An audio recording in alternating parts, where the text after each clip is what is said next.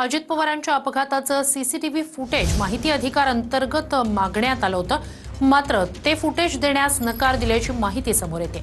बारामतीच्या नितीन यादव यांनी सीसीटीव्ही फुटेजची मागणी केली होती। 28 तारखेचं विमानतळावरील फुटेज देण्याची मागणी त्यांनी केली होती। केंद्रीय नागरी सुरक्षा वाहतूक विभागानं ही माहिती नाकारल्याचा आरोप आहे। तर अजित पवार यांच्या विमान अपघातासंदर्भात सीसीटीव्ही फुटेजची मागणी केलेली होती।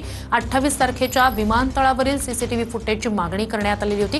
बारामतीतल्याच एका व्यक्तीनं ही मागणी केलेली होती, नितीन यादव त्यांचं नाव। मात्र असं फुटेज देण्यास नकार दिल्याचा आरोप होतो। अधिक या सगळ्या संदर्भात जाणून घेऊया आपले प्रतिनिधी प्रदीप कापसे यांच्याकडनं। प्रदीप, काय नेमकं या व्यक्तीचं म्हणणं आहे?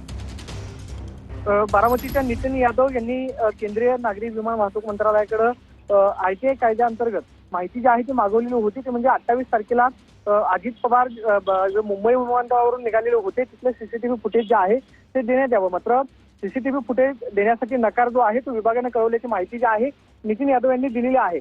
या विरोधामध्ये अपील म्हणून त्यांनी मुंबई पोलीस आयुक्त त्याचबरोबर सुप्रीम कोर्टाकडे मागणी केलेली आहे।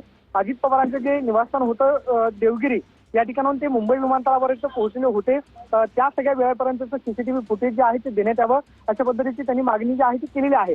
मात्र अजित पवार यांच्या निधनानंतर वेगवेगळे प्रश्न जे आहेत ते उपस्थित केले जातात, त्यामुळे मुंबई विमानतळावरचं सीसीटीव्ही फुटेज जे आहे ते मिळावं अशा पद्धतीची मागणी त्यांनी माहिती कायद्याअंतर्गत केलेली होती। मात्र या विभागानं नकार जो आहे तो खरं तर माहिती देण्यासाठी दिलेला आहे। या विरोधामध्ये त्यांनी आता अपील केलेलं आहे। त्यांचं म्हणणं आहे मुंबई पोलीस आयुक्तांनी देवगिरी निवासस्थानापासून ते थेट मुंबई विमानतळापर्यंत पोहोचण्याचं सीसीटीव्ही फुटेज जे आहे ते उपलब्ध करावं।